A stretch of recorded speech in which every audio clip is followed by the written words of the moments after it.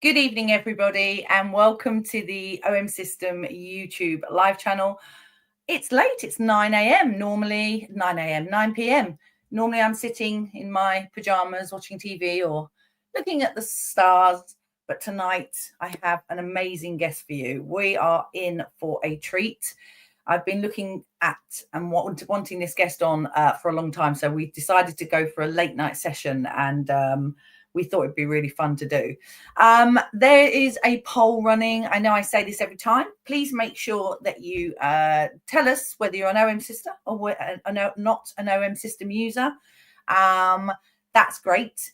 And if you have any questions for our guest, please put them in the comments, okay? But you don't want to hear from me anymore. With no further ado, let's get the absolutely infamous, amazing photographer, Peter Baumgarten in. Hey, Peter. Hello. Hold it a second, Claire. You said infamous. I don't know if I'm infamous. I'm a pretty good guy. We like you know. We'll say famous then, not infamous. But I am actually That's thrilled. a good way. I am thrilled to be here. And it's not late at night here where I am. It's only 4 in the afternoon here. 4 in the afternoon. It's 9 p.m. here. I'm off tomorrow. So I thought, well, I'm going to have a fairly late one tonight. So I'm actually going to take the day off tomorrow and have a long weekend, which is good. Thank you so much for joining me. I have followed you. I've been working for OM Olympus for many years. And I've always sort of looked at you from afar because we didn't really do lots of global international stuff before. We were always very much our own entities, the UK and Europe and so on. So having this opportunity as a global company now to get you on is very exciting. So I do appreciate you coming on. Well, I've been watching you from across the pond since OM System came into being. And so it's a thrill to actually to be working together on this one. Yes, and maybe we'll get to meet one day in the future, which would be nice. That would be nice. The next time you guys go to Portugal. Yes, wouldn't it be lovely? Or anywhere, really, anywhere like that. We should get you in as a speaker. Yes, there's always ways to work globally, I'm sure. So we've got lots of people in. Excuse me. Excuse me. Guys, tell us where you're from. We were having a little quick look, and we have Calvin from Maine. We have Asim from Atlanta, Eric from Miami. We have Arnim from Albuquerque. I love that saying Albuquerque. That's such a great, cool name. We've got some UK guys. We've got Stuart from Cannock and Sue from Staffordshire. We have Chicago and Andrew Woods from we are global tonight. We are all over the world. We have Glass Lugger in from cloudy Sydney in Australia. We have Miluji Bublinki. Try and say that when you've had a couple from Prague. So we are doing very well tonight. We have a great, beautiful, wide audience. So I am so excited about this. And I want to say a special hi to Denise from Canmore, because I've done a workshop with her before a number of years ago when I was out in Alberta. So there are a few people on the list that I either know personally or through online following and that kind of thing. So it's great to see that size of an audience. Hello, everyone. Yes. And I love that Denise says there's pretty much no snow on the valley bottom right now. So yeah, you're waiting for snow, Denise, right? But it is wonderful, as I said. We've got a big audience tonight. So my job tonight is to keep an eye on the comments. If you have any questions, just pop them in and we will get round to as many as possible. Obviously, we're here to look at some amazing images and to learn some photography skills and to learn a bit more about you, Peter. That's the idea, is to put you out there and let everybody know all about you. So I'm really excited about this. So without further ado, and I'm trying to just, if I'm looking down, it isn't that I'm not talking, ignoring you. It's just that I'm literally looking through the comments. So I am going to pop your presentation on screen. It's amazing. So I'm going to hand over to you. Why don't you start? You start and we'll talk as we go along. Okay. So when Claire asked me to do this presentation, she picked the two topics that I absolutely love the most, landscapes and night skies, but she wanted a slight twist, right? what is it specifically that I love to do during the winter? Now, of course, no matter where you're at on the planet, winter can be a little different for all of us. Unlike Denise in Calgary, we have a lot of snow. We've got several feet of snow where I am, and it's been fairly cold. Today's a fairly mild day. We're hovering at around 0, which is Celsius. So I think they're, around 32 Fahrenheit. But there's a couple of things that I absolutely love about winter photography. One is it suits my schedule better. Okay. Claire, you were talking earlier about, if you weren't doing this, you'd be in your pajamas already. Well, I'm kind of like that. I'm an early to bed, early to rise guy. And winter photography is perfect for that. When it's July and the sun is setting here at 10 o'clock at night, I'm already tired. I don't really want to be out shooting that kind of a sunset. And then it rises at 4:30, 5 o'clock in the morning here at that time of the year.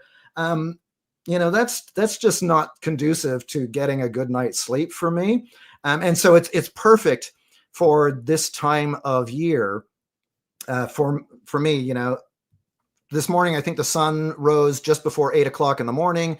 It's going to set here in about an hour from now. And I just love the way it fits my body clock far better. The other thing I love about winter photography is the fact that that every time I go out, the landscape has changed.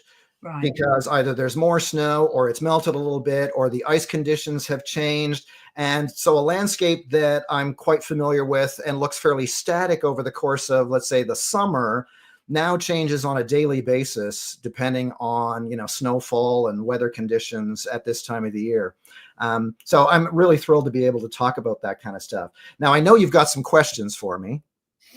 Yes, I mean, I've always got questions, and apologies if I go left field, right? Because I write a script and then completely think, oh, I didn't ask that. So yes, I like the conversation, but yes, obviously we do have sort of questions for you. The first one is, how do you plan your shots? I mean, what is your when you think, right, okay, I need to do this, this, and this. If it's a commission, I would imagine you have a certain specific thing to think about. But when you're thinking, I just want to go out for my own self and get what's your first plan? Okay, so before we get to that question, I hate to ruin the magic here. Don't do it. But there was actually one other thing that we wanted to talk about first, and that is being comfortable out there. Yes. Right? Nothing will chase you back indoors faster than being uncomfortable. And so so I'll talk to the audience here rather than directly to you, Claire, but when Claire asked me to do this presentation, she sent me kind of a list of topics. And one of the bullet points that she said was, maybe you could provide some fun tips on staying warm. Yes. And I thought to myself, well, I can think of a number of fun ways to stay warm, but none of them have to do with photography. Most of them involve being with my wife under various conditions. But anyway, so I had to scratch my head. Well, how can I present being warm or staying comfortable in a fun way? And the only thing that I could come up with was kind of dressing the part. So I don't know if you guys can see me, but there is, you need to absolutely dress for the conditions depending on what they are. And for me, we're truly in the thick of winter here. Oh yeah. And so, I am very bundled up when I am going out there to shoot. You can see that selfie that you in the corner of this image. I think it was getting close to -30 when I captured that shot, and I'd been shooting out for most of the night. I was doing some night sky photography, and this was just as the sun was coming up. But I carry probably more weight in winter clothing and stuff than I do with my camera gear. So I've got a thick down jacket. I'd also have a thicker fleece underneath. I've got a toque. In Canada, we call this a toque. I think in the US, they call it a beanie. Claire, what do you call this kind of hat? Yeah, we would call it a beanie. We would call it a beanie too. Yeah, okay. For sure. Right, maybe Canada is the only place that calls it a toque, but that's what we call it. And so there's a whole bunch of layering that goes on. The most important thing is your hands. Right. If your hands are uncomfortable, you're not going to want to shoot. And one of the questions that I get quite regularly when I'm talking about winter photography is, do you use photography gloves, and could you recommend a pair? Right. Well, a number of years ago, I did actually buy 2 different pairs of photography gloves, and I hated them. They're, for me, based on, again, a very limited exposure to them, I found them much too cold. They're great if the temperature is cool, hovering somewhere just above the freezing point. But once it gets below freezing, forget it.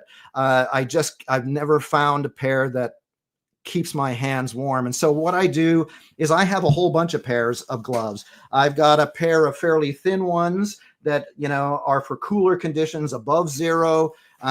These are my -10-degree ones, and they're comfortable, but enough insulation to keep me warm for hours. Then I have another thicker pair when it gets down to -20. And then I have another pair when it's down to -30, and these are gloves, right? Or mitts rather. Gloves just don't cut it anymore when it gets to be that cold. And so the strategy that I use is I'd rather take the gloves off and make some minor adjustment settings and then put them back on when I need to, like pressing the shutter release. I can do that with thick gloves, no problem at all. I can turn the dials with thicker gloves. What I can't do with something this big and bulky is press the smaller buttons on the back, right? They're just a little too small for that. I don't get the control. And so what I'll do is, when I've got the camera in my hand, ready to shoot, like I am turning dials here. I can press the button, no problem at all. Can't press the buttons at the back. So I'll quickly take off the glove, make some minor adjustments, move the focusing point, hit the OK, go into the menu, and then put the gloves right back on again. And I find that strategy works really well for me. There are a lot of new products out there that plug in LCD, LED charged, or not LED, USB charged gloves and jackets and vests and that kind of thing. I don't own any of those because the gear that I have works for me. There's a couple of other specialty items that I do use for my winter photography. Here's a pair of really cool gloves that are reflective. So they're incredibly thin, but you can, once you put your hands in them, you actually can feel your heat bouncing back at you. Wow. And so, I can use these in considerably cooler temperatures than I would any other kind of thin gloves. And I can also stick them into a pair if I want. So I'm comfortably in that pair, and then I can pull off the outer layer and still have the other gloves so that I can manipulate the camera.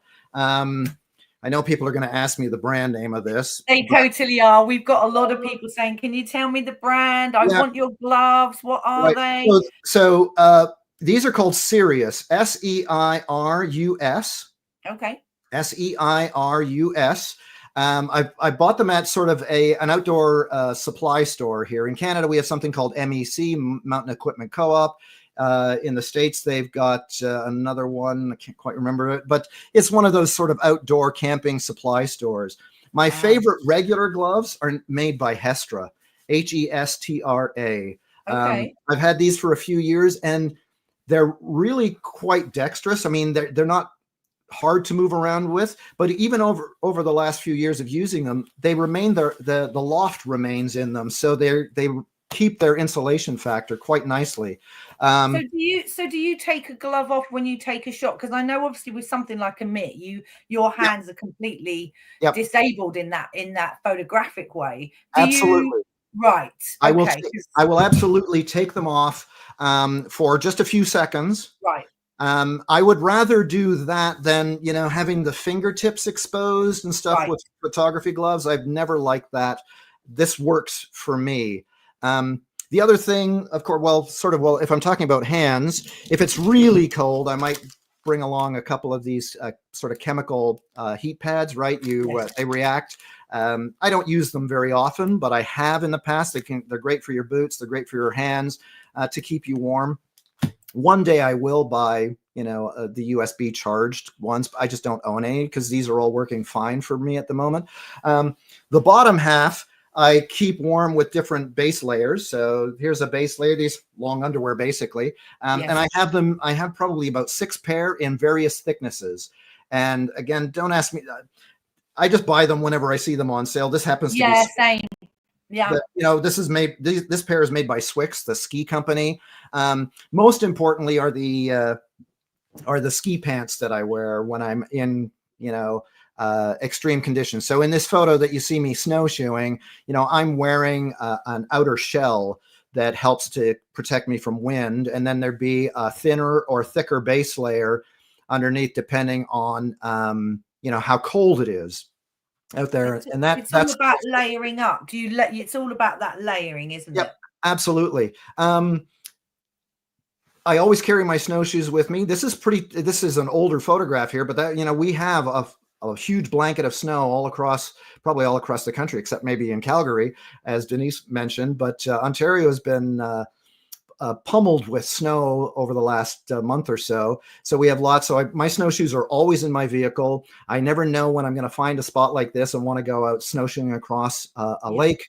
Another thing that I always have on me are these things. These are my yak tracks. So they're like cleats, and they're elastic, and they stretch on the bottom. They're quite stretchy, and I can put them on the soles of my boots. Because I live on an island, which I'll show you the island in a minute, I'm often walking on ice. And sometimes it's bare ice as opposed to what you see in this photograph that's snow covered. And I need good grip, and I find the yak tracks work quite well.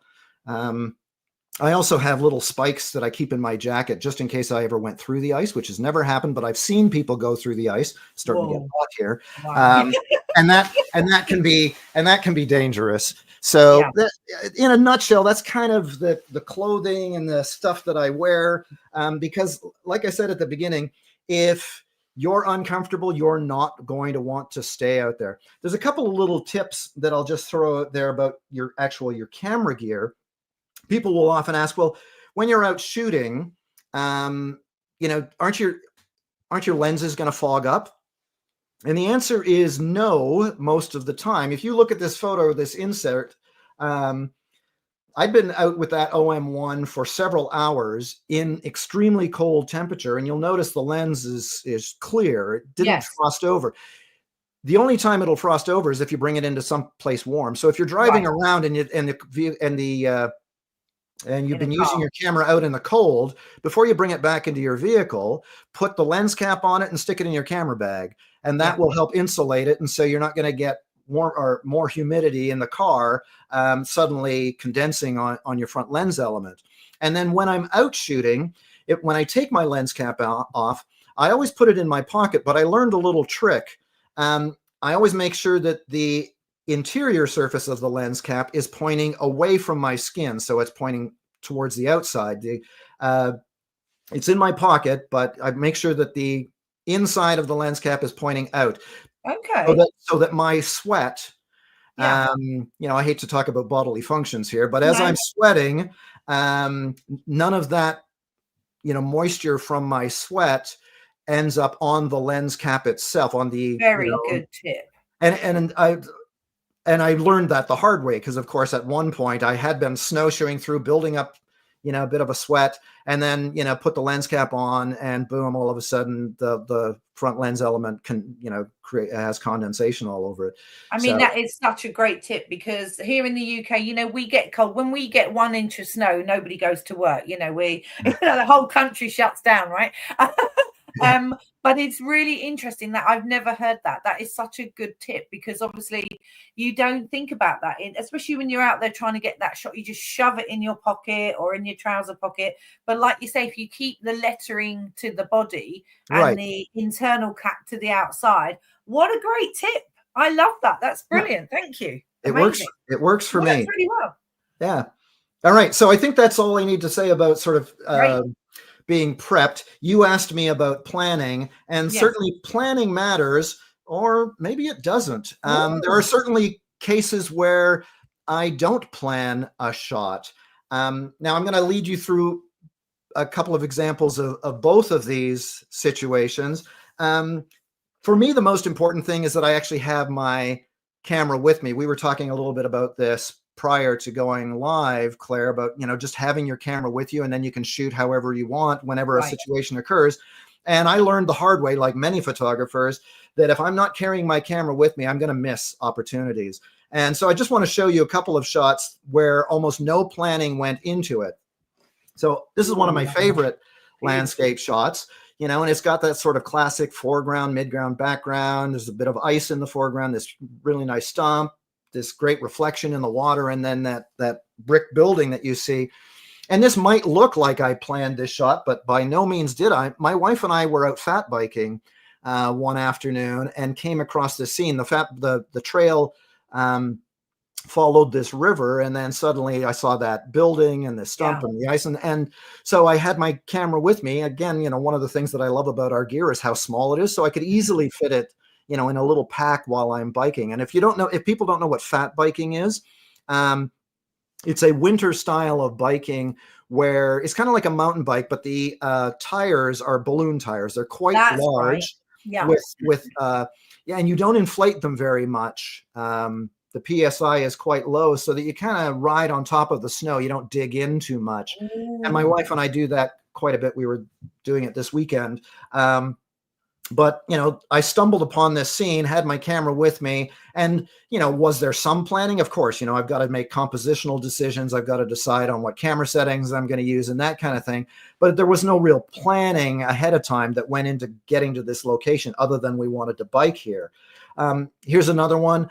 I was on my way back from a friend's house in a small town just north of here. And on the drive home, boom, I see this old farmhouse and a deer crossing the field in front of it.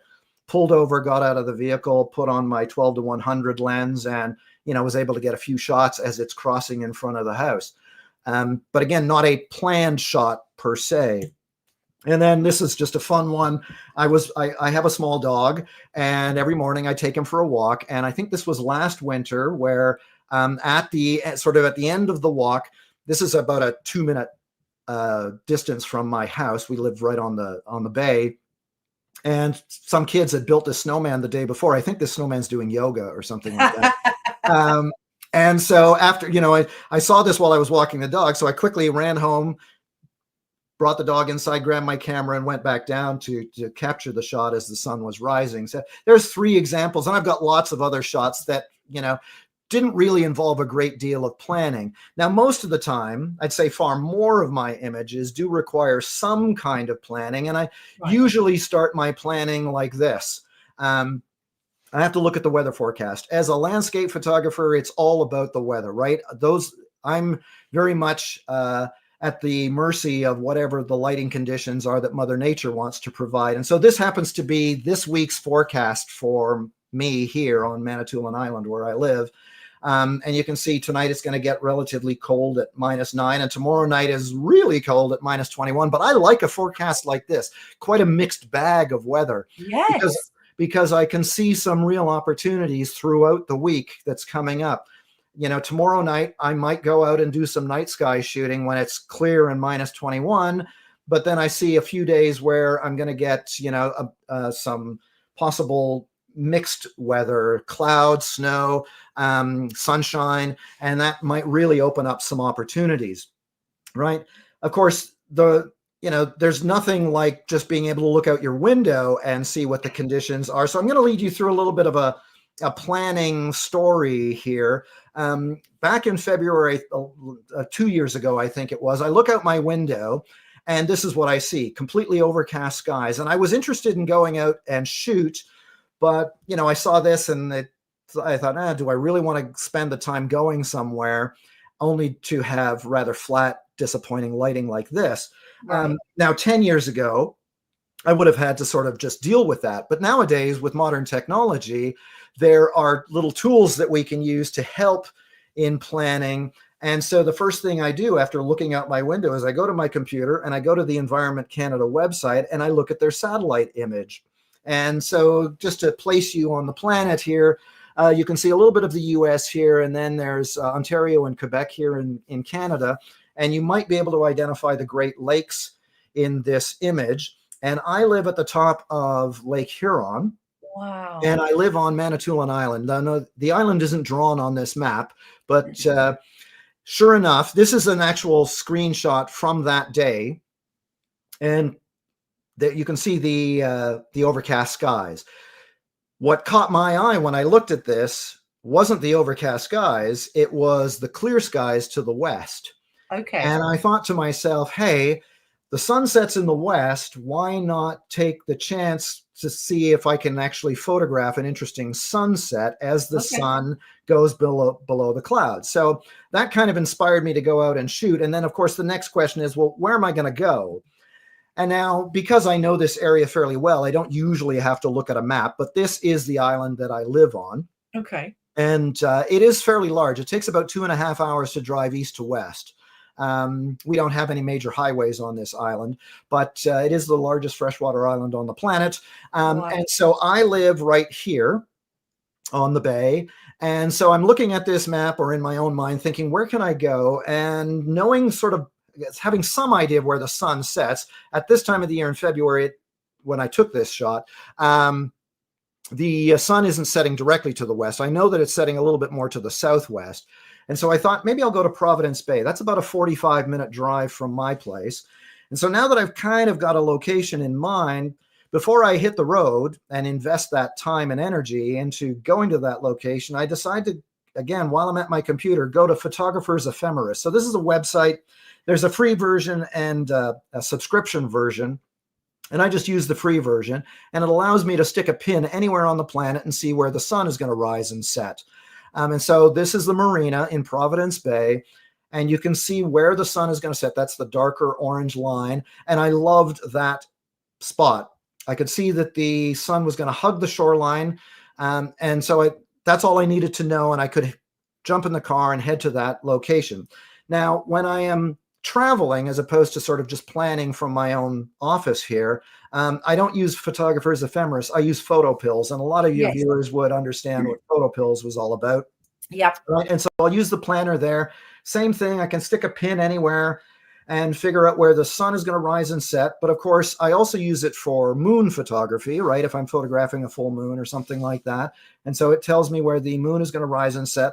And then for my night sky photography, it also shows me where the Milky Way is going to rise and set and how it's going to transit across the sky. And I use it a lot for that. And another feature built into PhotoPills is the night augmented reality pill that's included in the app. And that allows me to superimpose the night sky over whatever my camera is pointing at. After I calibrate the camera, which is very easy to do, I can now use this. And I've used this, again, I don't use it locally very much, but when I'm traveling to a new spot, I find that feature really helpful, because then I'll do my scouting in the afternoon and I'll call this up and I can see exactly where the Milky Way will be at night. I mean, so you do have to ask yourself, what did we do before PhotoPills and before all this satellite stuff, right? I mean, you've been a landscape photographer for many, many years, right? So this type of technology is so amazing. I mean, I think most of us use PhotoPills. I mean, it's quite expensive.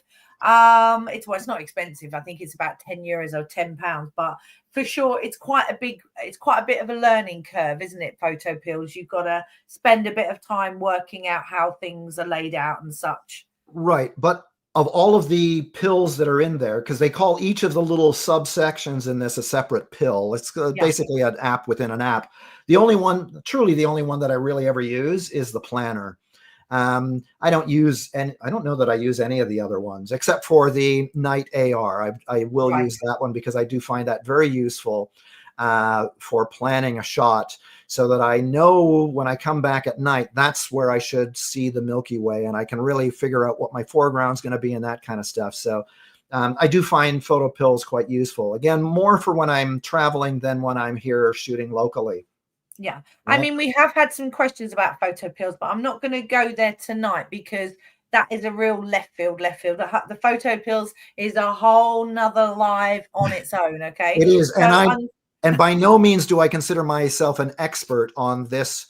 App. So apologies, Edward and Catherine. I do see the questions come up from PhotoPills, but it's probably not going to be tonight, because we want to get through this presentation and we want to talk about the photography. I know for sure there's a lot of stuff on YouTube. Maybe photo pills is something we'll come back to at a later date. Right. Great. So I'm gonna go back to that planning a shot. Of going to Providence Bay. So I head in my vehicle. I know where I want to go, and when I get there, this is what I see. Wow. I always try to get to a location about half an hour to an hour ahead of time if I'm shooting a sunrise, sunset kind of situation, right? Because I want to be able to plan the shot now in a little bit more detail once I get to this location. I like the fact that I've got this broken ice. I've got these ice ridges along the shoreline, but what really caught my eye and what I was hoping to see when I got here was that narrow band of gold light. That's the clear sky that I saw on the satellite image when I was in the comfort of my own home. And now I've gotten to this location. And so now it's a waiting game. Can I find some other, can I find the best vantage point? Are there other things there to photograph that I may not have noticed previously or thought about previously? And then comes that moment of magic when the sun dipped below the clouds, and this is what it looked like. Oh, wow. So, I mean, what a difference in those two images. I mean, you've just literally waited, got that. I mean, it's stunning, isn't it? Oh, I mean, I'm so jealous that the reaction that you had was exactly the reaction when I was there. I was totally blown away by how intense it was. The thing is, it lasted 5 minutes, maybe less. It was a very brief moment of the sun poking through that narrow window. But if I just relied on what I saw outside my office window, the overcast skies, I never would have, done the planning and taken the chance that I might get this shot. Now this was a successful planning and end result. There have been many that weren't, where I looked at this, a satellite image, and then suddenly when I get there, the clouds have all now moved out, and I'm ending up with a rather dull shot. So it doesn't work all the time, but that's part of the joy of photography, right? There is sort of the challenge to get a good shot. Sometimes it works, sometimes it doesn't. And in this case, it worked. But that's pretty typical. Now, the one thing that I no longer do is use the Environment Canada website. For my satellite imagery, I use this one. And anyone who's interested in landscape photography needs to use this website. It's called Zoom Earth. And it also comes in a free app that you can download for your phone. And I check this multiple times a day. Because I want to see what is happening with the clouds. Like I said at the beginning, I really am at the mercy of how Mother Nature is going to provide the lighting. And I do want to see, thinner clouds, or, if it's a sunrise, I look more to the east. If it's a sunset, I want to figure out what's coming in from the west. So I use this all the time. It's a great website. And so it's just zoom.earth. That's all you have to type in online. And you can also overlay, precipitation and temperatures and all sorts of stuff here. And I use it a lot when I'm shooting at night, because the great thing about this website is it's almost real time. It gives you, I think it's got about a 20 to 30 minute delay before the image pops up. So every few minutes, it'll refresh and provide you an almost up-to-date image of the satellite. So this is a shot of Southern Ontario. Most of people will be familiar with Toronto. You can see Toronto there. And so I'm not going to talk a lot about planning my night sky shots. That's a whole, hour and a half or so. But I will talk about the importance of being in a dark sky area. So you have to get away from city lights. And for many people, that requires, a substantial drive. For me, it doesn't. I can, I live in a dark sky area because of where I am. Even on this map, you can see there's no urban lighting on Manitoulin Island, if you can find it on this map. But, having clear skies, avoiding bright moonlit nights, if that's, if you don't want moonlight interfering, then you have to avoid that. So there is definitely some planning involved with that. And I find this particularly useful because the weather forecast can give you an idea of when to shoot. But I know, like, for example, tomorrow night, I might go out and shoot. But before I do, I'm going to call this up and see, are the skies actually really clear, or was it just, the weatherman lying to me again? Because of course that happens. Okay. So, That's good to know. 5 minutes before I head out, I will look at this map and see, what the actual atmospheric conditions are like. And so if we move very briefly onto a little bit of night sky planning, I think this is a timely time to do this presentation. I don't do a lot of night sky photography in the first half of the winter. I'll do a little bit, but not a lot. But the second half of winter is my favorite time to go out and shoot, because the Milky Way returns. Yes. Or from about November till about this time, certainly at my latitude, and I live at about 45 degrees north, the Milky Way is below the horizon, and you really can't see it much. But as we head into February and towards the end of February, beginning of March, that's when I really love to go out and shoot. If you look at the timestamp in the bottom right of this slide, you can see I photographed this on March 3rd. And you can clearly see the core of the Milky Way is now above the horizon. But what's most important in this shot is the actual time. And so this was photographed shortly after 5 in the morning. If I'd gone out, let's say at 10 at night or midnight, I wouldn't see the Milky Way at all. It's still below the horizon. Yes. And so I'm actually starting to gear up and thinking about where can I shoot now, coming as I head into the end of February, beginning of March, and it's definitely still winter for me. I can still walk on the ice into April because of where we live here. Winter lasts 6-7 months in this part of the world, right? And so I'll go out and go early in the morning, and I like that. The other thing to keep in mind is if you're out there and you're kind of a novice to photographing the night sky, you might wonder, well, where is the core of the Milky Way? The Milky Way rises in the east, right? And it's an arc. The core as we head into late February is going to rise towards the southeast. So if you go out early in the morning, you look towards the southeast, you've got a good vantage point. That's where you will see the core of the Milky Way. And as it rises higher into the sky, and as the weeks go by, the core begins to migrate more towards the south. By August, if you go out at 5 in the morning, you'll be disappointed. By the time August rolls around, it's already in the sky by the time the sun has set, and it is more towards the southwest. Right. And so understanding the behavior of the Milky Way, and of course, it all has to do with the tilt of the Earth on its axis, right? Same reason we have different seasons. Well, the Milky Way looks different as the seasons go by as well. And it just is my favorite time to go out and shoot. This is with the 20 millimeter lens. It's one of my favorite close-up astro lenses. And I used high-res mode for this. Wow. That's funny enough. That was one of the questions. Somebody had actually said, let me quickly go to a question where this person there's a lot of questions. I'll go through. Do you use high res when shooting night skies? That's from Catherine Waybrand. So this is interesting. So Catherine, very rarely do I use high res. So if you understand high res, it's using sensor shift technology. And so I have to use 2 high-res modes. I have to use both the handheld and the tripod. Right. So if I use the handheld high-res mode, that will keep the horizon or any of my foreground elements in place. But when I'm using the tripod high-res mode, the handheld. When I'm using the handheld high-res mode, the camera understands that there's going to be a little bit of camera shake. And so it tries to take that set of images. I think it's 8, and you can correct me if I'm wrong, Claire, but I think it takes 8 photographs. And it tries to, it realigns those images when you're using the handheld version. And that's perfect for the sky, because over the course of, the minute or so that it takes to do this shot, the sky is moving over the course of that minute, but the handheld high-res mode will try to realign the stars, which is great. But of course, in the process of realigning the stars, the foreground gets blurry.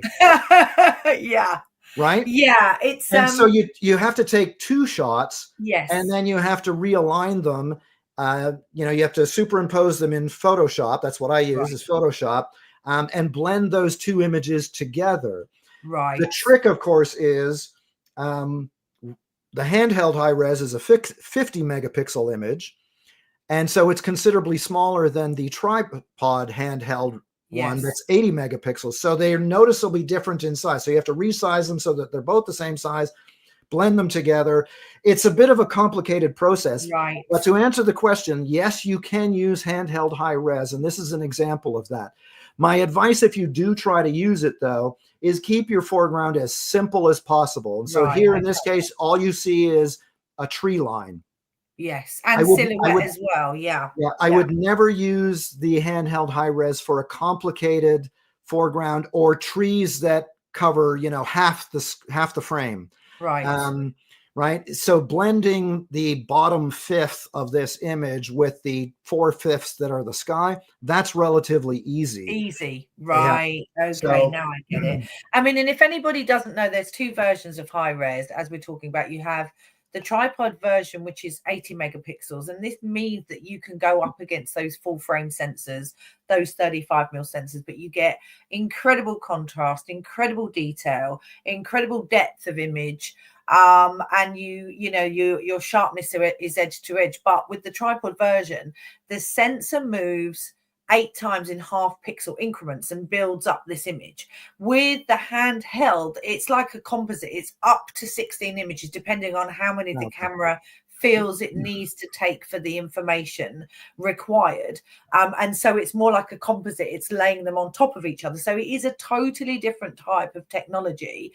And as I said, the handheld is a bit later. You know, it's only come in the last couple of models. So I love the handheld because when you're out and about and you don't want to be taking a tripod, of course, it's perfect. But this is a really good technique combining the two. You do need to know what you need to do in Photoshop a bit, but this is a whole nother situation. We're going to be doing about 3 or 4 lives, I think, in the next few months, you and I, Peter, because you're right. This is a really good way of getting the best of both of those features. And what an incredible, the detail in that image is unbelievable. Oh, I wish I'd actually shown you the full size, right? Of course, because this is reduced. But the other thing, the OM1 Mark II now has 14-bit high res.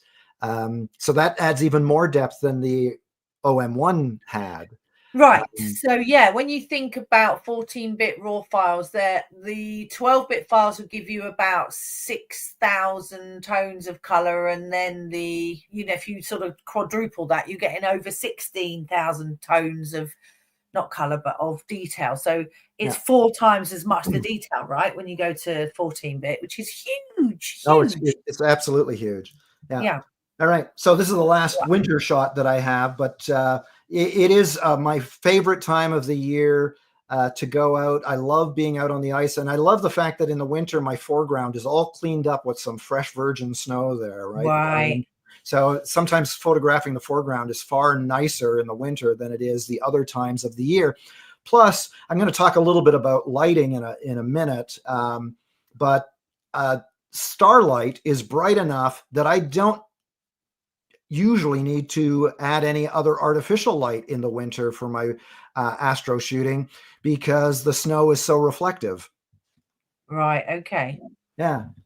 All right. So that's you on the rock there, I assume? That is, yep. So when I do shots like this, I'm using the time-lapse feature so that I can program a number of shots and then get into position. Right. And the challenging part of this, of course, was balancing myself on the rock, but also trying to get up there without getting any footprints in my foreground.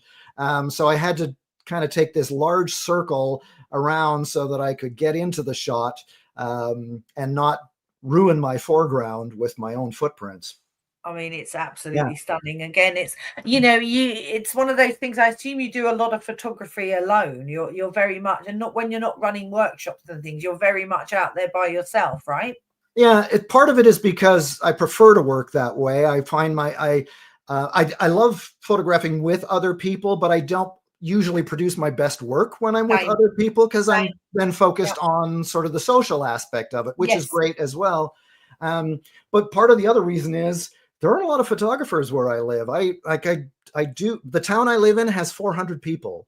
The island that I live on has about 10,000 people spread out over this fairly large island. So, there aren't a lot of photographers out there. And, some of the other photographers that I know are an hour away. And so it's just not always convenient to go out and shoot.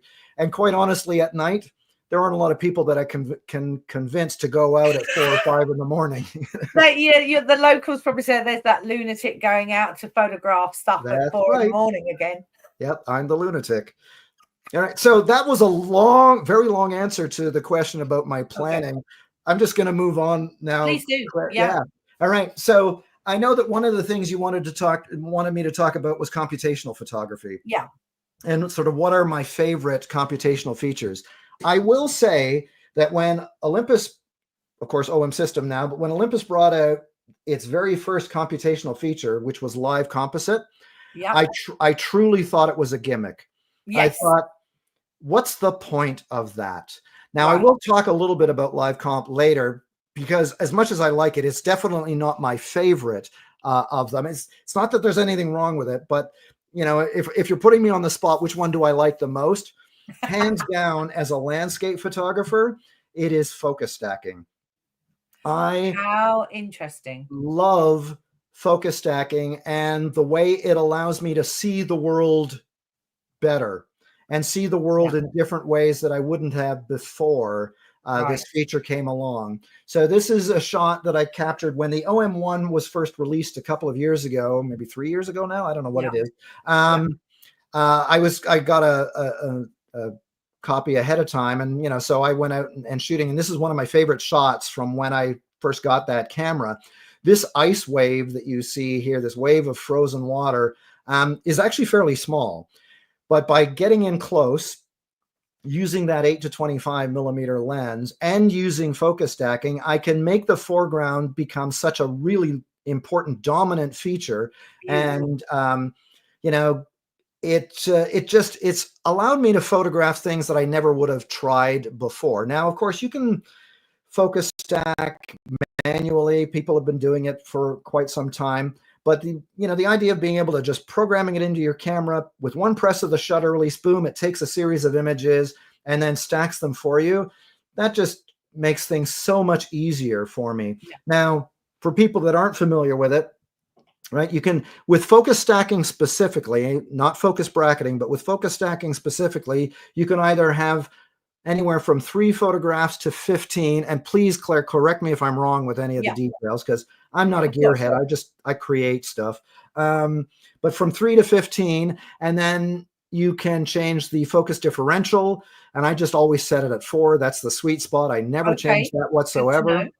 Yeah, I never change it. I did a whole bunch of experimenting with it, came out, and I just discovered that 4 is the sweet spot for me. And then I always focus on the portion of the frame that is closest to me. So I put my focus point on the in this case, I would put it on the closest piece of ice, right? And that's where my initial shot would be. And then I press the button and it will take whatever number of shots. For landscape, I usually choose about 8 images. I find 8 images work really well. And people do need to understand that the first 2 shots, it actually focuses in front of that focus point.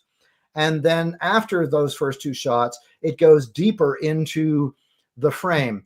And I like that idea because as I'm composing this shot through the viewfinder, I may actually miss some of the details in the foreground, but the camera actually captures those, which is great for when I stack them later. What I really love is the fact that it gives me raw images. So those 8 shots will be in RAW. And then I can process those later because I do like a little bit of control in my processing. I could, of course, do all of that with focus bracketing, but what I really love about focus stacking is that JPEG. I never post that JPEG, and I would never print from that JPEG, but I use that JPEG every time I shoot to review the shot. So as a reference point. As a reference shot. Yeah. So I will then, after I do it, I'll press the play button, look through the viewfinder, zoom in, and just check. Did I get everything in focus that I want? And if I didn't, then I will make some adjustments. I will increase the number of shots, increase the aperture if I need to, or lower the aperture, right? So that I get the depth of field that I want in there. And that's kind of the process that I work through, and I use it all the time, right? That is beautiful. Thank you. Yeah, this is actually the same place that I photographed that that brilliant shot of the sunset. This is Providence Bay again, but you can see that, you know, totally different scene because winter changes the landscape so dramatically over the course of the winter. These are ice stones that had been tossed on the shoreline by the waves and been rounded like rocks. But you know, you really can highlight small details in big ways with focus stacking. Yeah. Here's just another, this image reminds me of just one other little tip, and this applies to landscape photography no matter what the time of the year. Stop focusing on the sky so much. Focus more on your details. I find a lot of photographers, when they see a really brilliant sky, they want to make it a large part of the frame. And the sky is right. The sky is important. Don't get me wrong. The sky is important. The reason I'm out there is because the colors of the sky or the textures in the sky, but you don't need to include too much of the sky. Find an interesting foreground and focus more on that and far less on the sky. Often we say put the sky in the top third, right? Right. You can see that this isn't the top third at all. This might be the top fifth or the top quarter, right? I don't, you know, there are times where it is the top third or something like that, but I do find that people then focus so much on the sky that there's nothing interesting in the foreground. And let's face it, sunrises and sunsets are a dime a dozen. It's the foreground that's going to make the difference. And if you don't like the foreground, find a better one, right? So it's so true. And we have a couple of questions. I'm just going to stop you there. David F says, for this frozen wave image, 825, was it on a tripod? And does that help improve the stacked JPEG? So in that case, it was on a tripod. Now I'm giving that shot away. This one was not. Right. All right. So I would say about 2/3 of the time, I don't use a tripod for my handheld focus stacked images. And then about 1/3 of the time, I will use a tripod. With the image stabilization built into the camera, there's quite a range, you know, it's very forgiving. Let's just put it that way. Right. So sometimes I use it. I'd say more than half the time I don't use the tripod because I find tripods very limiting. There's another tip that I can throw out there. I have found in workshops or just watching other photographers that this sounds harsh, but I find a lot of photographers don't use the tripod correctly.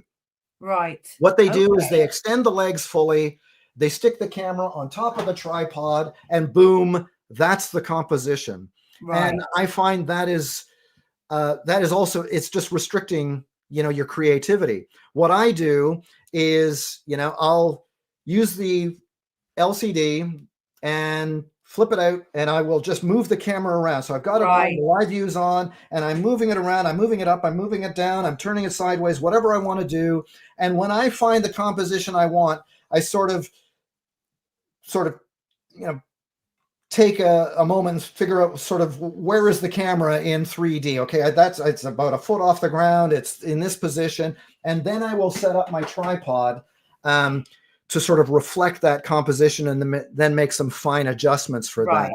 Don't set up your tripod first and then stick the camera on top of it. Right. I'm going to put my hands up here and say totally guilty, because there is nothing worse than trying to rearrange a tripod with a camera on it with 3 different legs and a middle column and a ball and socket head, and trying to get, you know, you're scrambling around with this contraption. And you're absolutely right. Get the composition first where you need, and then adjust the tripod to that situation rather than doing it the other way around, right? And the worst thing about that is the light is changing so quickly at sunset or sunrise that by the time you actually get the tripod where you want it, the light is no longer ideal. It changes so quickly. It's one of the things I hate about landscape photography because, you know, that light can change in seconds. Yeah. All right. Yeah. But, back to focused stacking as my favorite feature. I use it all the time. And again, I think this is the last, Wow. this might be the last shot that I want to show you about that. I've got plenty that I use. Wow. But those ice crystals that you see in the foreground, if I were standing at my regular height of 6'2", You wouldn't see them. I wouldn't see them. They're barely noticeable. The front lens element here is, I think, about 6 inches away, right? So I'm really, really close to those foreground elements. And by using focus stacking, everything's sharp, including the trees way off in the distance. And that can only be achieved through focus stacking. You can't get it with a single shot. And so it is my favorite computational feature. There's one more ice shot, right? Wow. And of course, you can use it sort of as a macro idea. So this is not necessarily a landscape shot, but there are times where the ice is interesting enough that I want to get in really close and take what you might consider sort of a macro style shot, even though this is not a macro lens, the 40 to 150 that I was shooting here with, but I'm in really close and I'm only focusing on the details. This is a detail shot, but another thing that I like about winter is the ice can change quite dramatically and make it very interesting images, right? Absolutely beautiful. Thanks. If I were to choose a second shot, and maybe this is now edging its way into almost my favorite computational feature, that is live GND. I don't have a winter shot for this, even though I've done lots of winter shots with live GND, but I don't have a with and without shot. So bear with me here. This is the raw image of a landscape shot without live GND, graduated neutral density filter. And you can clearly see that the exposure is not balanced. The sky is bright, the foreground is dark, right? Absolutely. And of course, traditionally, and for many, many years, I would put a square glass GND filter on my lens so that I could balance the exposure between the sky and the foreground. So now in this shot, the sky is a little darker, the foreground is brightened up, so that I get a much more balanced exposure. But of course, in this case, I wasn't using glass. I was using live GND. So the one on the left is without the live GND, and the one on the right is with the live graduated neutral density filter. I mean, it's techno. It's magic, isn't it? It's magic. So great. It's a feature that I remember talking about, wishing for it at one of our visionary summits years ago when we were meeting. I said, if you guys can do live ND, why can't you do live GND? And 2 or 3 years later, it pops up. Now these are the raw images, not processed. I'm not actually keen on this composition, but it's the only one that I had where I was showing with and without. I mean, it really shows that the shadow detail, the detail coming out of the shadows, because you can expose that little bit longer, can't you? And it's just absolutely beautiful, absolutely beautiful. So this is the same night in the same spot, and this one has been processed a little bit, but I didn't have to stick an extra piece of glass in front of the lens in order to get a nice balanced exposure. And if I don't have to shoot through another piece of glass, I don't want to. Same thing with live ND. I don't need to put a neutral density filter now on my camera. So I love those features. Okay. All right. So now, as far as night sky photography goes, okay. Because I know that I don't want to. Before we jump into that, we've got a couple of questions. So I think it's worth trying to keep. There's a lot of questions. Try and keep up with them. Richard says, which GND setting did you use for that shot? Would you have just? So it certainly depends on how bright the sky is, but for this one, I'm fairly certain I would have used live GND 4, and I almost always use medium. Okay. Yeah, I do find that sometimes the live GND 8 makes the sky too dark, and then I actually have to correct it in Photoshop or Lightroom, where I do most of my post-processing. So my typical go-to settings are the GND 4 and medium, because of most of the time I'm shooting at the water's edge and I've got a nice straight horizon, and I find the medium works quite well. Okay, right. That's good to know, because it is that thing, isn't it? You know, like with any of these things, there's always a little bit of trial and error. There's never going to be. In fact, sometimes I'm actually a great believer that sometimes it's good to get it wrong, because then you understand the process of getting it right. I think for sure sometimes it's so easy to say do it like this, and then no, it is always going to be trial and error with some of these features, right? Oh, I'm a firm believer in experimenting. Yes. Experiment with everything that you Yes. try. Don't otherwise you just become formulaic, and Absolutely. every shot suddenly starts to look the same. And Yeah. the problem with that is photography loses its magic. Yeah. You know, and so even though I'm a landscape photographer, a lot of people think of me that way. I'll photograph anything. Yeah. So, Yeah. you know, Good. I photograph street scenes, I photograph models, I photograph silly things, I photograph all sorts of stuff because it keeps it fresh. And, you know, I just love doing that. So anyway, any other So we have a questions couple before of we more move on? questions. We'll go through some of them. Hi, from Calvin says, hi, Peter. Thank you for introducing me to the OM system. It has been great, which is lovely. A really interesting question from Lillian. Lillian says, what ISO do you use, as the OM1 doesn't have a great sensor for night use? Well, we don't agree, Lillian. Yeah, we don't agree.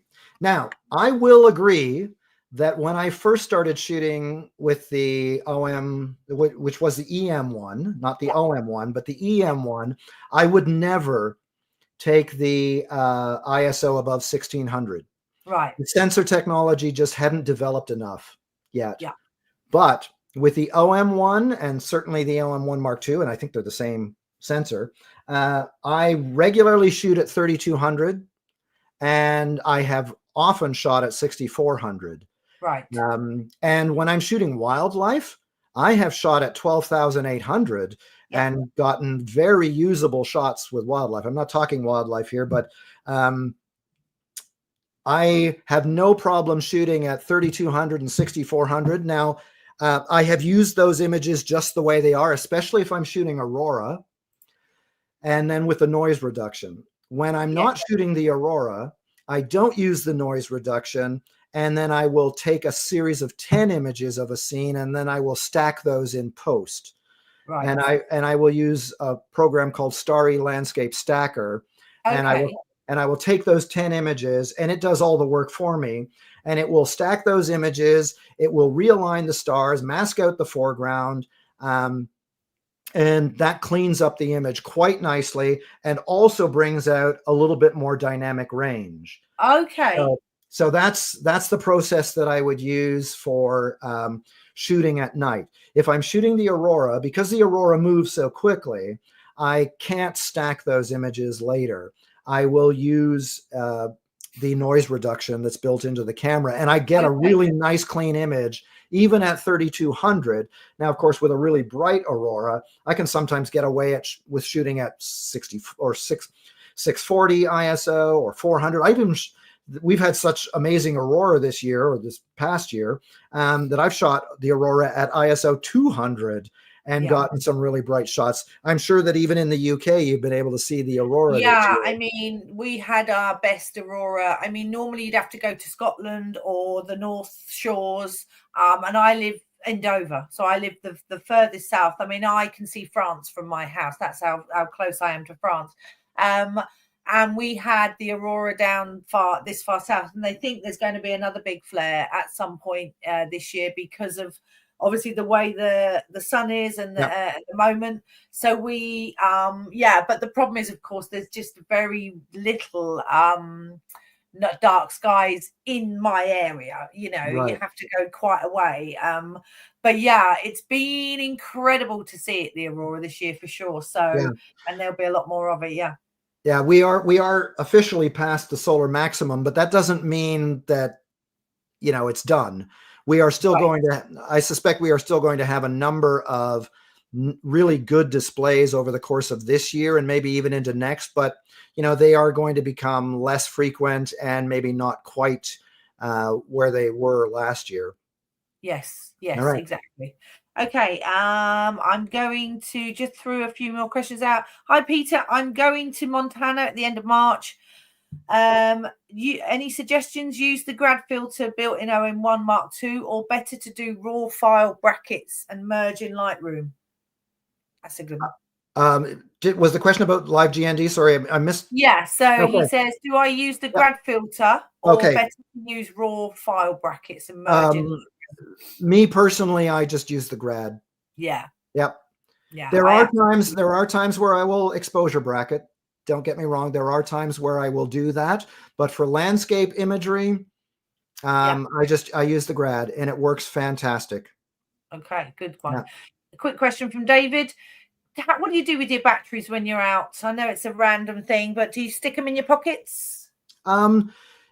You saw that selfie that I took right at the beginning where I was freezing and there was frost all over me. Yeah. The camera had been out for probably 3 hours in extreme cold. We're talking minus 25 and colder for 3 hours. I was done. The camera was not. I probably could have shot for at least another hour or more with that. Now, if I am carrying a spare battery with me, I will keep it in my pocket just to keep it warmer. Yeah. But the life of those batteries is incredible, even under really cold conditions, including at night where I'm shooting multiple shots over the course of several hours at night. I don't run out of battery juice. Wow, they really are quite good. They are much better. Yeah. A quick question from Denise. Denise says, Peter, are you doing any photo field trips anymore? Photo field trips? Yeah. I'm not. Well, stay tuned for something in Alberta. Oh, I'm actually going to pop in the ticker tape. I've actually popped Peter's website, so you can go there for blogs, updates, workshops, where Peter is going to be traveling. I've also popped up his Instagram, and it's Creative Island Photo, and same with the Facebook. So if you aren't following Peter, you should be, because his images are amazing. They're there to get you inspired, and we do appreciate it. So I'm just popping those banners up now. Nice and easy. Creative Island Photos. Right. Well, let's carry on with a few more, because while you've mentioned that, though, the other thing that I might want to mention is over the course of the winter in particular, I do a lot of Camera Club presentations over Zoom. I actually have one this coming week to the Foothills Club in Calgary. I present mainly to camera clubs in North America. So I've done many in New York. I did one in Connecticut not that long ago, quite a few here in Eastern Canada. But if you belong to a camera club and you are interested in having me speak about the various topics, I list all of the topics on my website, and then you can see my schedule there as well. Perfect. So that, Zoom has, the pandemic sucked, but Zoom was a nice little way of being able to connect with photographers around the world. But anyway, I will move on now. So we're kind of still talking about computational photography, and there isn't a lot that I use for night sky photography, computationally speaking, but there are two features that I want to talk about that if people aren't using, they absolutely have to. When I first started doing night sky photography with the EM1, if I was composing a shot, this is basically what I looked at through the viewfinder. Yeah. A very dark scene. Even if I was outside and the lens cap was off, this is kind of what I would see. And you can kind of see the settings that were there. And then they came up with night live view, right? So they brought out night live view, and they brought out the Starry Sky AF. And these two features have been a godsend for me as I'm creating my images, because in the past, I would have to deal with this dark screen, not be able to see anything, And then I would just have to take test shots. And then when I look at the test shot result, I say, okay, no, I've got to move the tripod a little bit this way or that way. You know, this horizon's not level, all these things that I would have to try to figure out. And now Night Live View completely changes that. It's like having night vision goggles for your camera. And this is what mirrorless technology is made for, right? Because if you'd have had a mirrored camera or a DSLR, that's what you would have had to done before this, right? You'd have had to take an image, review it, move your camera, take an image, review it, move it. With this mirrorless technology, this is just fantastic night for you, isn't it? And I absolutely love it. It's better than my own eyesight. When I'm out there, truly is. So go into your menu, turn on the Night Live View, and you will get a very clear image of your scene, whatever it is your camera is pointing towards. And it looks pretty much like this that you're seeing. It will be muted. You won't see a lot of color and everything, but you can clearly see the Milky Way. You can see your foreground. If you're shooting the aurora, you can clearly see not just the aurora, but you can see the color in the aurora. I strongly recommend you turn that on because that will help a lot in your composition. It'll speed things up for you, right? And then the other thing, of course, is the Starry Sky AF.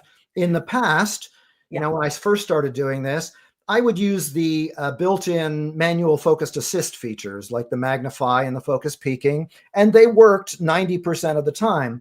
But there were times, and this is one of them, where I was shooting for a few hours out at night, and then I got back, uploaded my camera, uploaded the images from my camera, and then found all of the images were soft, right? Or completely out of focus, even though I thought that I thought they were in focus, right? I thought they were in focus. And then either I bumped the focus ring or maybe I just missed it entirely. And nothing is more frustrating than to spend 2 or 3 hours shooting, coming back and realizing that every single one of your shots is out of focus. I've done that. It's happened to me. And it doesn't happen to me anymore because of the Starry Sky AF. So you turn that on, right? That's that's the little icon that shows up on your viewfinder, and you use the back button focus button to start it up, right? It says Starry Sky AF is running. Yeah. And it takes a few seconds for it to actually find the focus. So you stick your target, that green box, you stick it somewhere in the sky, preferably in a place where you've got a few bright stars. And then after you press that back button focus, takes a few seconds. If you watch carefully, you can actually see it acquiring focus. And then that target will blink. And then you'll hear an audible beep. And once that has acquired focus, you never have to focus again for the rest of the night. Unless you change lenses or turn your camera off, it maintains the focus for hours. And I absolutely love it. It has saved many nights of frustration. So when I mean, I know a lot of people will have heard me say before, when Starry Sky first came onto the cameras, I was like, what is this? You know, what, like we spoke about before, I'm never going to use this. This is not a gimmick, but like to bring this technology out, it's got to be spot on, because you can't have this technology where it's hit and miss, right? It's got to be, you know, because it's so crucial if you're relying on this technology, as you say, and it is reliable. As you say, you've got to wait for the beep. You've got to show that it's running. You can use back button. You can use front button. But it is absolutely a game changer when you're out in the field, for sure. It makes it, it's just, I can now depend on it. I've even shot the night sky with thin cloud, and it works. All right. Where there's a cloudy haze kind of thing, and you can still see some stars with the naked eye, but they're muted. And it still works with it. It's absolutely fantastic. So those are the two things that I would definitely recommend people make sure that they turn on and are using if they're doing night sky photography. All right. And so that's just the end result of that shot. Nice, sharp stars. All right. I know that one other thing that you wanted me to talk about tonight is how I can get, how I can create more or become more creative in my imagery. And when you ask that, I always get a little bit anxious about people saying, well, I want creative shots because then I feel like I'm under pressure to create something. And so I kind of take that word out of my vocabulary. I don't like using that word. what I switch it for this. I am trying to see the world in ways that other people miss. That's kind of the way I think about Absolutely. it, is how can I see this scene with my camera in ways that other people would miss, even if they were there right beside me. Yeah, and I think the word creative is like you say, it's quite a broad thing, but I think we can get so involved with the technical side that sometimes you forget that bigger picture, don't we? That we're out there not just to think about focus stacking or this. We've got to get this shot exactly right. Sometimes you've just got it's that moment in time, and as I said, I think it's really nice for people to slow down and think about that side of photography, going back to perspectives and light and those things. And the word creative is quite a sort of broad thing, but you're absolutely right. You want to do it how you do it, and that's the point. It's that individuality, isn't it? Right. If I can add on to that, for me, the most important thing is composition. When I do my landscape presentation for camera clubs, one of the things that I talk about is how settings don't matter in landscape photography, or they don't matter nearly as much as people think. When I first started presenting, I just had the picture on the screen, and people constantly were asking me, well, what camera settings were you using? And I got so tired of people asking that question that I started including them. But really, camera settings for landscape don't matter all that much. For night sky, they do, and for wildlife, they do. But for landscape, they don't. Focus on the composition. Nobody ever looks at a photograph and say, "Oh my gosh, what amazing settings you used!" Wow, F8, who knew? Nobody ever says that. It's you either love the photograph, you hate the photograph, or you're indifferent about the photograph. And then you might ask, well, what settings did you use to get that? Right. It's far more important to focus on the composition. So how do I try to become more creative, even though I don't like that term? There's a number of ways. So I'll go through a few things. The first thing is I do want to see in ways that I can't see with the naked eye. And one of those is with the lens choice that I take. So I mentioned that I live on an island. That's the only way off the island at this time of the year. It's an old swing bridge, used to be a railway bridge 100 years ago. And so one cold January day, I'm out photographing it, and I take this shot with my wide angle 12 to 40 millimeter lens.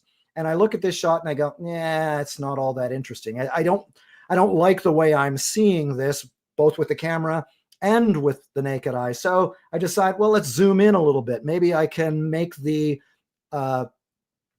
bridge a little bit more dominant in this frame because the foreground's not all that interesting. So I zoom into max with this particular lens and I end up with this shot. Okay, that's getting a little closer to what I want, but it's still not really what I'm aiming for. So I now switch to a telephoto lens and I zoom in even more. And then I get the shot that I want, right? Yeah. This is the shot that I wanted to see with the naked eye, but of course I can't because my eyes don't do this. And then of course, back to sort of experimenting, I thought, well, maybe I can go even farther, and I zoom in even more and I end up with this shot. Now, I don't know if I like this one better or the one previous, but I know I like both of these far better than the first two. 100%, 100%. Right. And you're right. If you'd have just put a 7-14 on or an 8-25 and just stayed with that, you'd have been like blah blah blah. But like you say, a telephoto, I assume, is this a 40-150 or something like that? What? I think at this time when I was shooting this, I think I was actually still using the 75-300. There you go. There you go. A small, lightweight lens. Yeah. I mean, it's tiny and so inexpensive. Yeah. But absolutely, people forget about telephotos when you're out in the landscape, right? Pulling that perspective forward and beautiful. And I love telephoto photography for landscape imagery. I absolutely love it because it helps me to isolate my subject better. Right. And get rid of distractions that I don't want in the image. So lens choice is a way that I can become more creative. And of course, I can go to the other extreme as well. So instead of zooming far in with a super telephoto lens, now I can go farther than ultra wide by using the fisheye lens. Yeah. And so this is Banff in Alberta. Seem to be focusing on Alberta a little bit today. But Albertans will be pleased. Yeah, I love it there. I do need to get back out there, but this is the fisheye lens, 180-degree field of view. And when I got that lens a while ago, a number of years ago now, I thought, again, it was it's a specialty lens. It's a bit of a gimmicky lens, right? But I use it so often. It's a fantastic lens. I use it a lot for my astro shooting. But, I use it a lot for my landscape. And the key here is if I keep my horizon in the middle, as it was with the previous shot and with this one, I don't get any obvious distortion, right? I don't get that bent horizon that you would normally get. So I keep it in the middle, and then everything else looks fairly natural. You might see a little bit of curvature in the building or some of the telephone poles if you looked at it really carefully. But I love using the fisheye lens as well. And it works really well in tight enclosed spaces. Beautiful. In the winter, sometimes on a particularly cold winter, we can get these amazing ice features forming on the south shore of the island.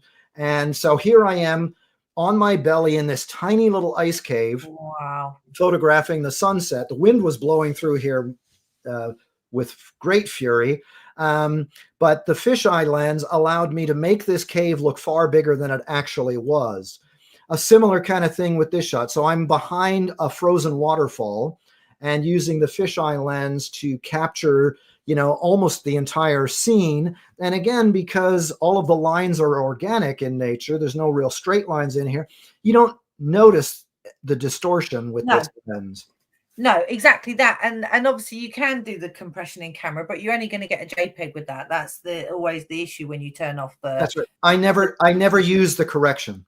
Ever. I never use the correction because I can fix it in post with the raw image using other tools.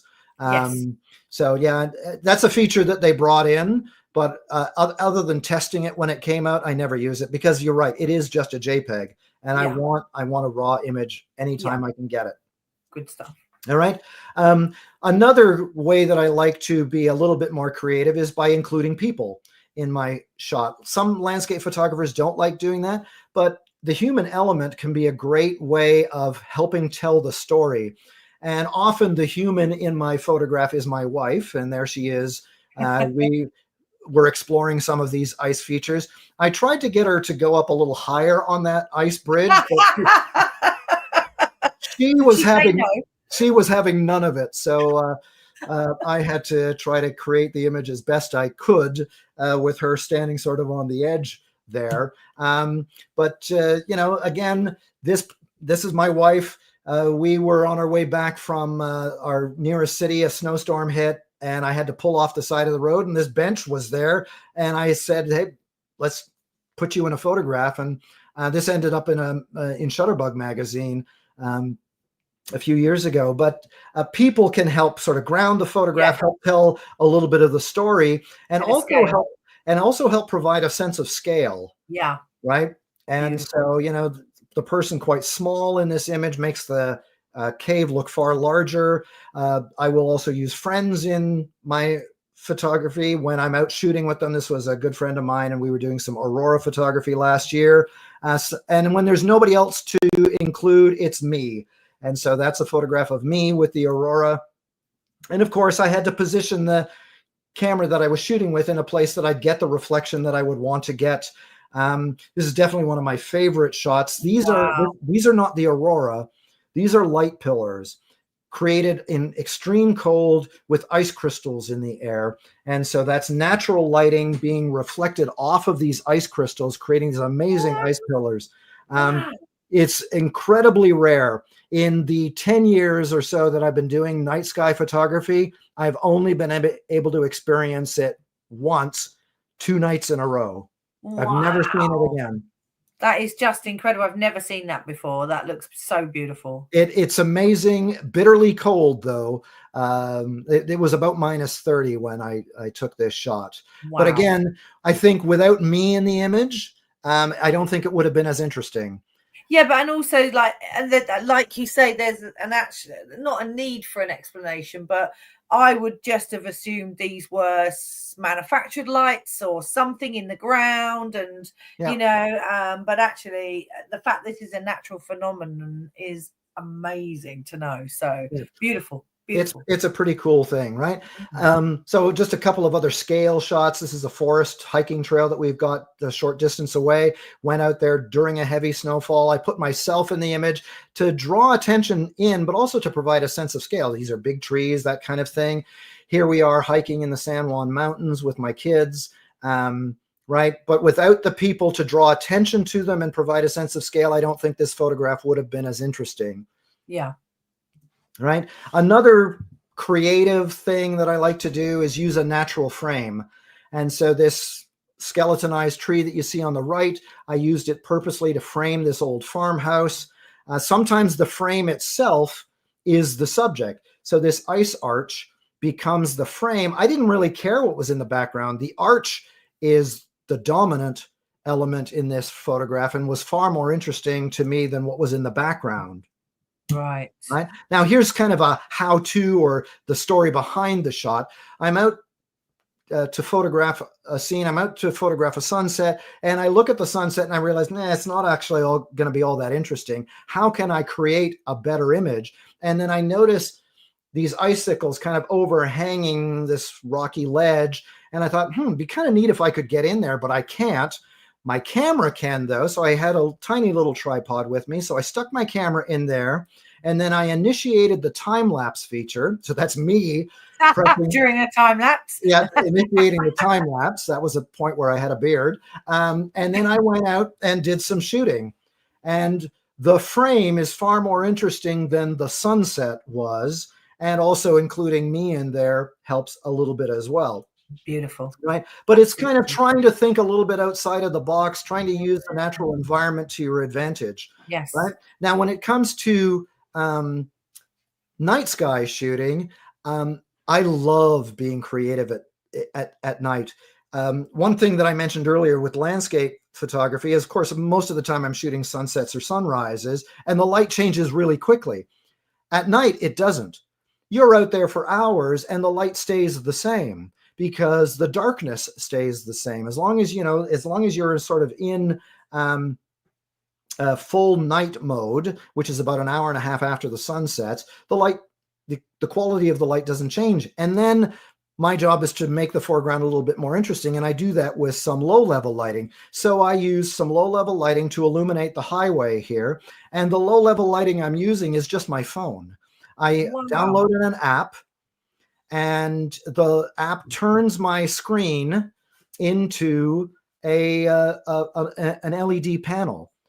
And there's apps out there for both Android and iPhone. I use both of those phones right now. I'm using an iPhone. Don't ask me the name of the app because I can't remember it. But just go online into the App Store and look up a screen flashlight. Yes. Just look that up and you can find the app. And then while I was shooting this, I had another idea. I also have a smart watch, and its face can turn into an LED panel. You just turn on the flashlight with your watch. And so I decided that during the exposure, I would use my watch to add a little bit of additional light. And I did this. Nice. So all I did was take the watch and I walked off in the distance, and no, I hadn't been drinking. I purposely, added these little squiggles to the light as I'm moving along the highway here. And of course, I do live in an area where at this time of the night, I wasn't worried about traffic running me over. Right? Or the camera. Yeah, or the camera. Yeah, exactly. So here's just another example of some ice feature being illuminated by this app off of my phone.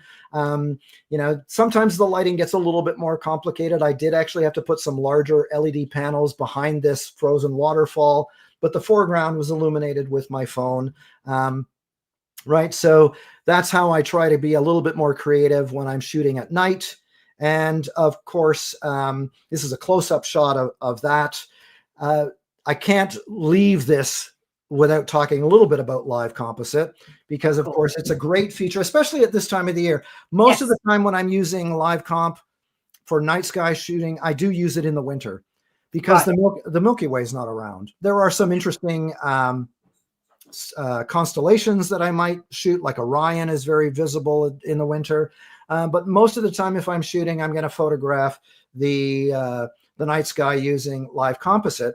And you can also use it when you've got a lot of moonlight. So this was actually photographed when I was when there was a full moon out, and that's why the snow is so bright in this shot. That's not post-process. I didn't brighten it. It was during a full moon.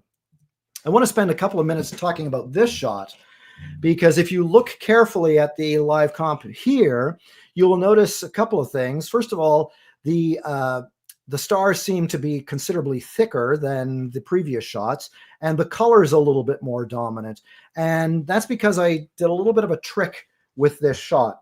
I took a single still image, and if you look carefully, depending on how you're viewing this presentation, you will see the individual stars here. You will be able to see the star points here. So I took one shot so I could photograph the foreground and the night sky. But then I started the live composite feature, but instead of having the stars nice and sharp, I purposely made them a little blurry. So I focused on the stars, made them sharp for the single shot, and then for the live comp shot, I manually focused and softened it a little bit. All I did was turn the focus knob just a little bit, not even a quarter of a turn, so that the stars would be blurry. And that made the stars more dominant, thicker, and brought out the color in the stars, right? Because stars do have color depending on the temperature that they are.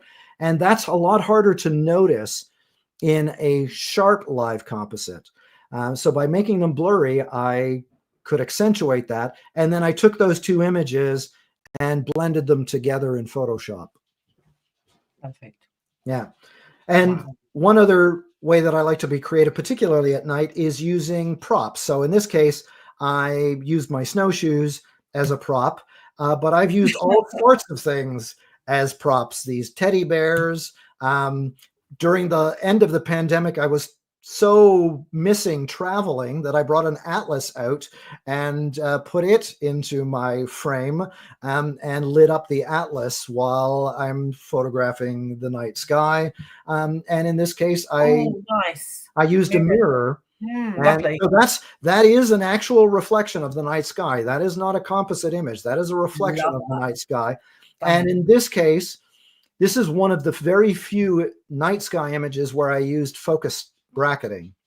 I had to manually focus bracket these, but I think I had the starry sky AF on, so for the night sky itself and for the reflection. But the mirror was so close that I needed to focus it on it separately. So I needed to focus on it and then the night sky and then blend those two shots. I know a common question that I get when I'm talking night sky is, do I focus bracket for the night sky? Right. Almost never. Okay. Unless my foreground is really close.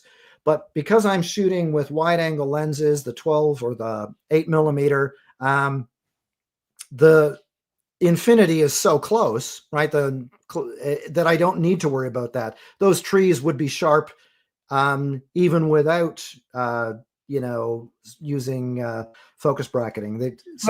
It's very rare that I use focus bracketing. Okay, let's jump into a couple of questions. Okay. Just to give you a break a second, really interesting. What's lovely, and this is what I love about our community, our OM family, is some of the questions. Oh, where's night view? People go and answer them for us, which I absolutely love.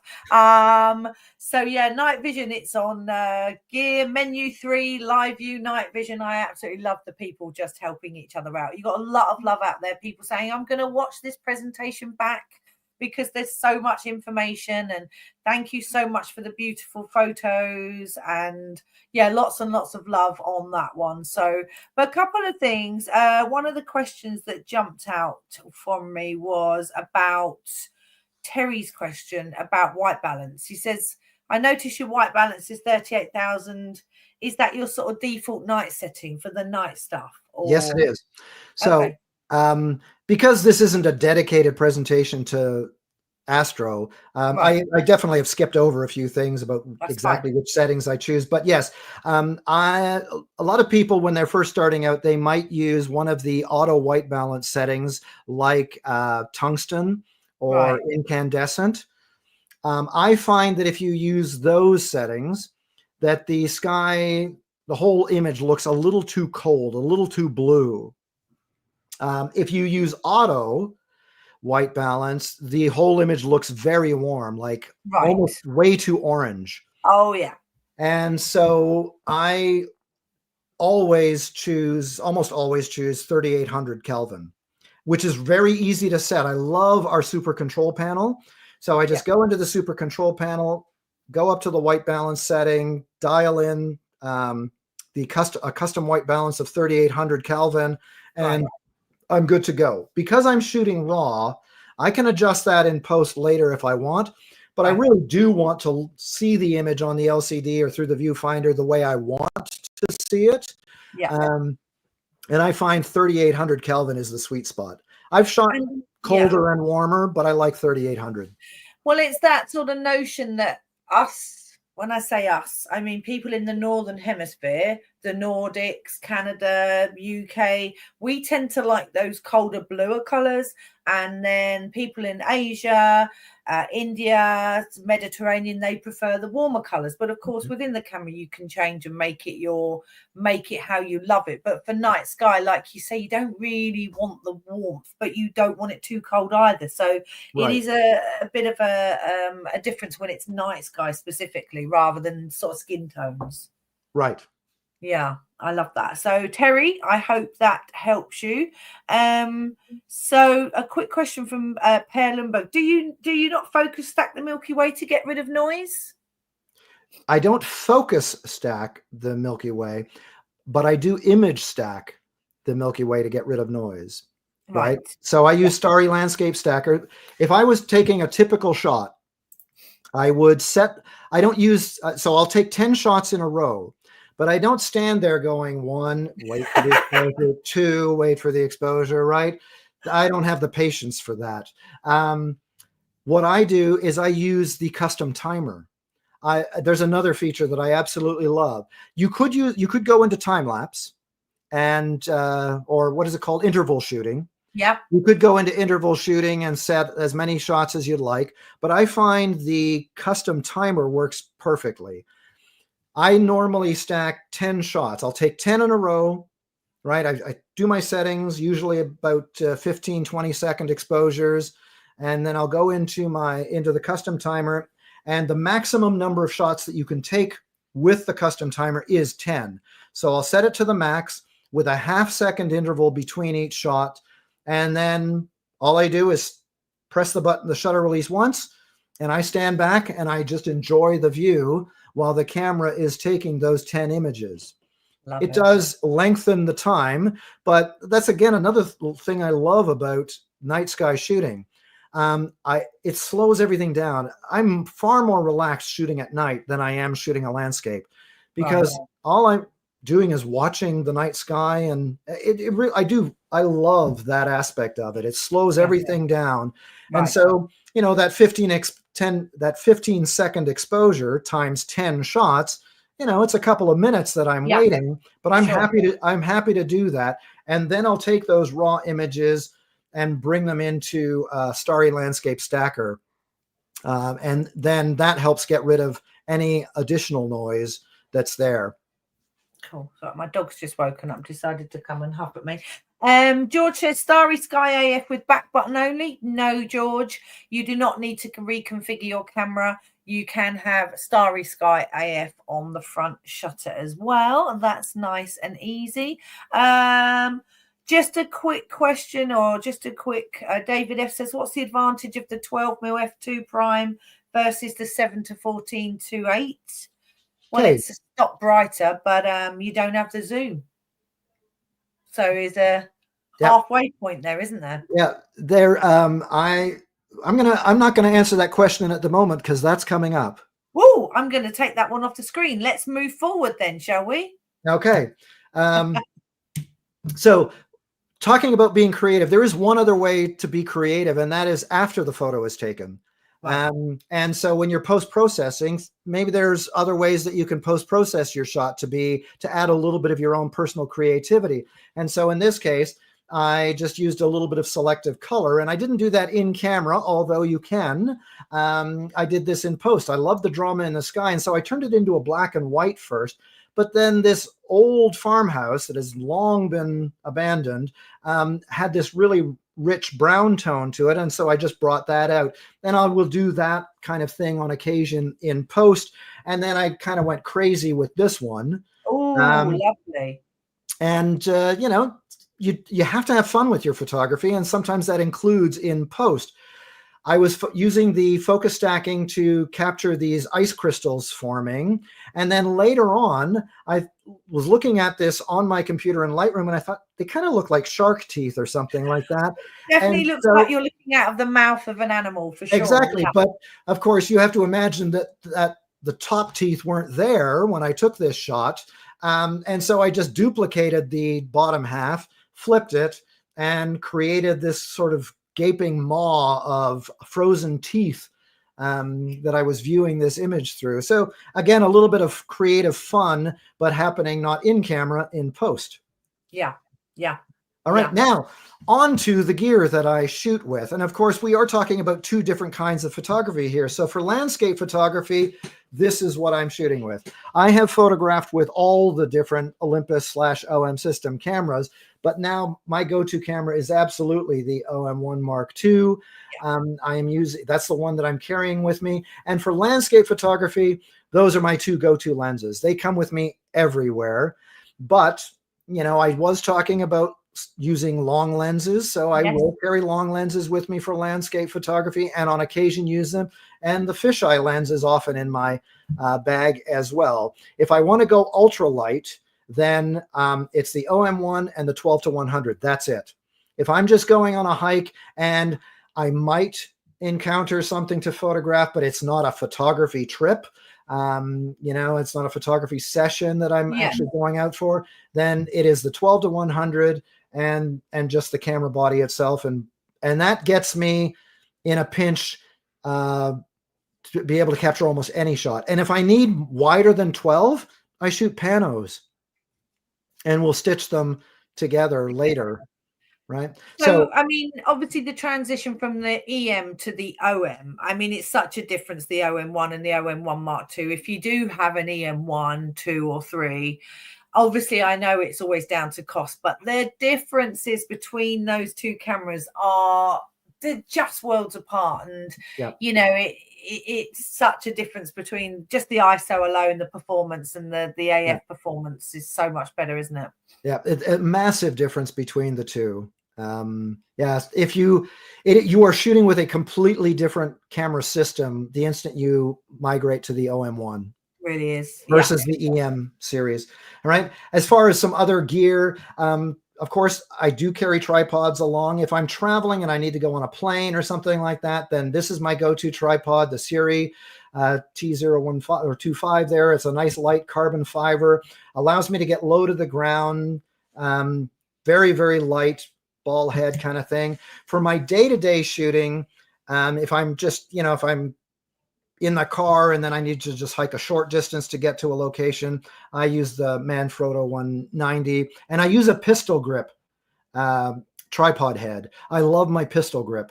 I don't use a ball head for that because it's very quick. I don't use the 3-way head. I've got all sorts of different heads, but the instant I move to a pistol grip, it's just squeeze the trigger. It's one grip and then move, right? I mean, it's literally one pull and then move around. Whereas with a ball head, it's like up, down, left, right. Yeah, exactly. And I wish I should have brought it in so I could show you. It's in the car. But yeah, I just squeeze the trigger and then I can move it vertically. It's so easy to do. And I don't have a picture of it in this one, but that's my tripod. And then I got probably a dozen camera bags, but this is my favorite. Again, because we have such small light gear, in that camera bag, I can carry 1 or 2 bodies and several lenses. And this one adds kind of like, it's almost like a backpack for camping because it's got a roll up top. And I can stuff an extra layer of clothing in there, snacks, all sorts of things, and I'm ready to go for a day of shooting. And the roll down top allows it to be a little bit smaller or a little bit bigger, Yep. whereas generally backpacks are one size and you can't make them bigger or smaller, right? They're fairly fixed, aren't they, photo backpacks? And I do love these roll tops. I've got one for my kiteboard. I go kiteboarding and surfing and things like that. And they're great for rolling down and, yeah, like you say, large or small. So, yeah, for sure. Great bags. Great bags. And then for night sky shooting, this is my kit. Again, it's the same camera body, but those are the 4 lenses. Actually, there's more than that I will carry now, because I did mention the 20 millimeter f1.4, which I throw in my bag too. These are the 4 lenses that I carry with me. But by a long shot, my 2 favorite of these are the fisheye and the 12 millimeter. The 7-14 is a nice one, but at 2.8, I want more light, right? That's an extra stop of light that I'm losing. And so I'd rather have the fisheye and have to do some correction later if I need to straighten the horizon. And I can do that manually in Photoshop because that extra 2 stops of light that I get at 1.8 is fantastic. The 12 is a really nice one as well. It's a great sort of landscape style lens that I use at night. The 17 1.2 is good as well, but I do find myself not using it as much as I used to when it first came out. I do like the 20 though. It's great for close-ups of the Milky Way. Wow. Yeah. It's incredible, that, isn't it? It's really interesting. As I said, I have my little 12 sitting here. It's very worn. I've had this a long time, nearly 10 years. And it's such a cracking small little lens, super, super sharp. I absolutely love the 12. I mean, I suppose sometimes I would say maybe it's not always as wide as I want it, but it's just super sharp and super bright for sure. The other great thing about the 12, so one of the issues with the 7-14, or can be an issue, is not in the winter, but in the summer, especially if you're in a more humid area. Once it gets a little cooler at night, your front lens element can begin to form condensation, right? It can start to fog up. The 12 millimeter, being such a small lens, takes a lot longer to fog up. So it is a great little lens. And now that I've mentioned it, some people ask, well, how do you stop it from fogging up? There are little sleeves that you can buy that keep their lens warmers. I don't use those. I bring along a little fan, a rechargeable fan, and a clip that I attach to my tripod, and just have the air blowing in front of it. And that can prevent, if the air is moving, it won't fog up. Okay, good to know. Good to know. And that's not usually an issue in the winter unless you're shooting all night long. You can get frost. I have had frost on a lens, but usually I'm not shooting all night long because the camera can handle it, but I can't at minus 20, 25. Just a quick question from John. Who makes the pistol grip? That is Manfrotto, right? Yes. I mean, others probably do it, but I have several.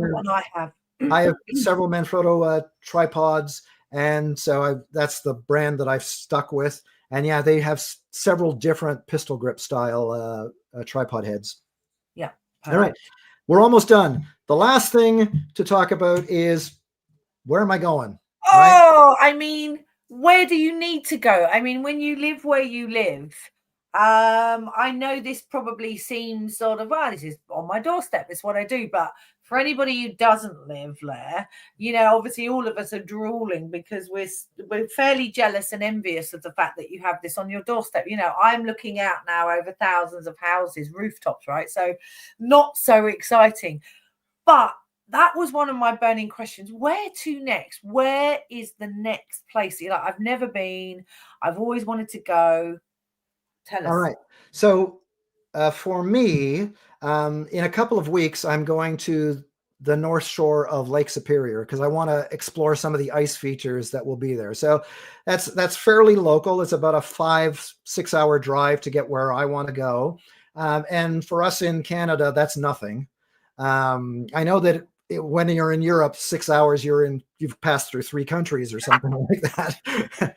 But for me, a 6-hour drive to get to a location is nothing. That's not a day trip by any stretch, but I have no problem doing that.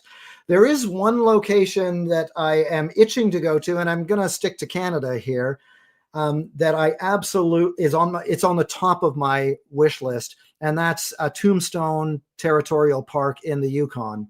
Okay. It is often called the Patagonia of North America. I have been to Patagonia, and it's absolutely stunning there, but I have not yet been to the Yukon, and I do want to go to Tombstone Territorial Park, and I want to go there in August, September kind of thing, because that's kind of like the fall there. So that's where to go next. But I do want to talk about one location that I have been to a number of times in the winter, but it's not often thought of as a winter destination. So I do have a few photos to show you. One of my favorite places to go is the American Southwest. Wow. Colorado, Utah, Arizona, New Mexico. They are absolutely gorgeous. And I've been to all of those locations a number of times, but I always go in the winter. I never want to go there in the summer because it's too freaking hot. But the winter can be amazing. So this is the San Juan Mountains in Colorado. This is the Grand Canyon. And this is the winter. You can see a little bit of snow there. And this is a pano shot that I took. And winter, of course, is different for everybody. I recognize that. I'm kind of lucky that I live where I do for the winter, but believe me, there are times where it can be pretty darn frustrating to always have to shovel snow and always be dealing with cold temperatures for months on end. There's a lot of Canadians that don't like the winter. And so when I want to break, I will go to that area of the world, the Southwest. This is Zion National Park. After a snowfall, stunningly beautiful area. And one of the great things is it's not necessarily, I mean, it can get cold there, don't get me wrong, but it can be mildly cold, just below freezing, not bitterly cold. And the great thing is there's almost nobody there. Right. Unlike during, the fall or the summer where you are battling huge crowds, because the national parks in the US are stunningly beautiful and incredibly busy, right? This is Great Sand Dunes National Park. This was the most miserable experience that I've ever had photographing this. I was up here at the top for 2 hours and being subjected to intense winds, very cold, being sandblasted, but I got the shot, right? And so again, this is a winter shot in Utah, Delicate Arch. This is probably one of the most popular places to photograph. And in most of the time of the year, you are elbow to elbow with photographers trying to get the sunrise coming underneath this arch. When I was there in January, there was me and one other photographer, right? Wow. And so that's why I thought I'd just highlight that area of North America, because it is incredibly beautiful and very easy to photograph if you go in the winter. So, all right. I mean, and you're absolutely right. It's interesting.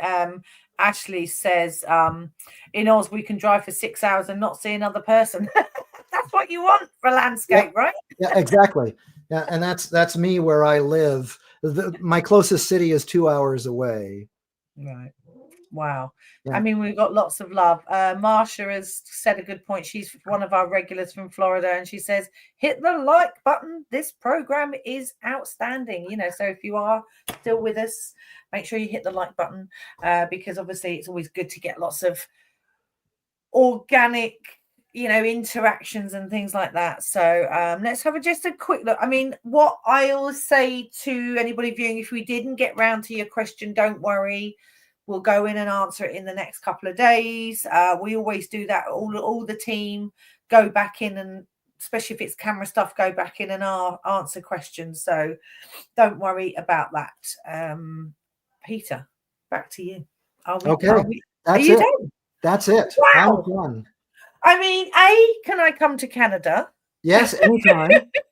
Anytime. I have 2 guest rooms upstairs.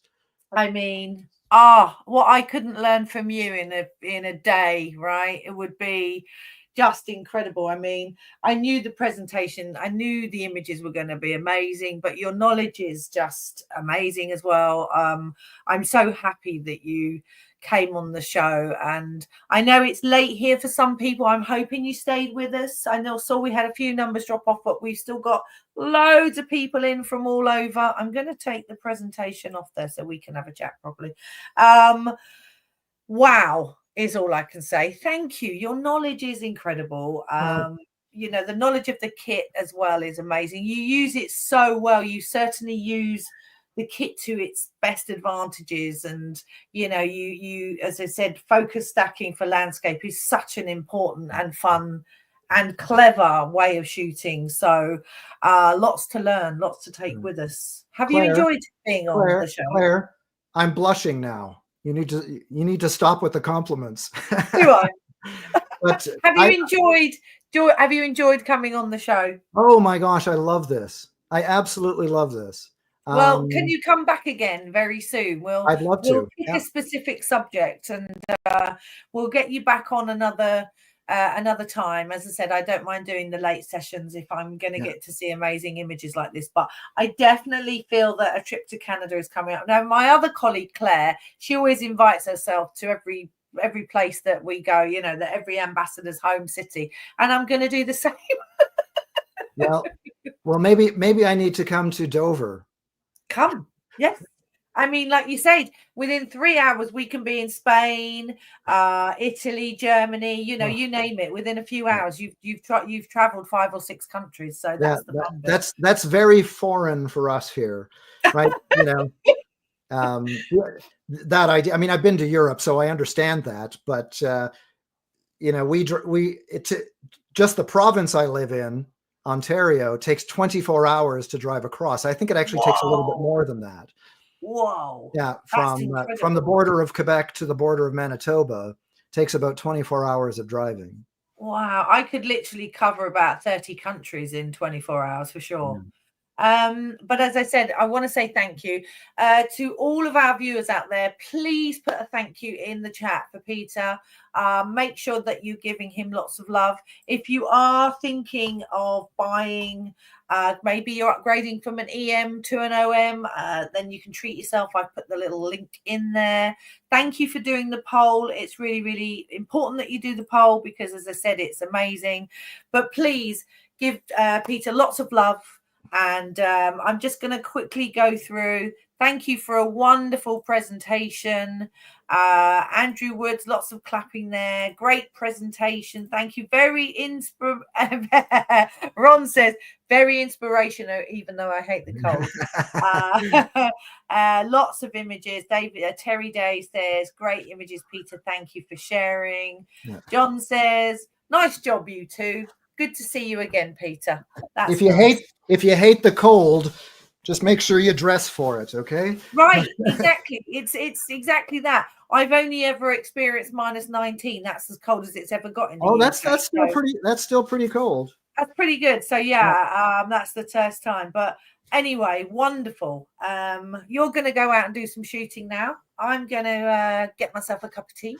Okay. And I will see you again. And thank you so much. You've been an absolute angel, and I cannot wait to have you on the show again at some point soon. All right. It's been wonderful. Claire will definitely do it again. Take care and goodbye, everybody. Enjoy.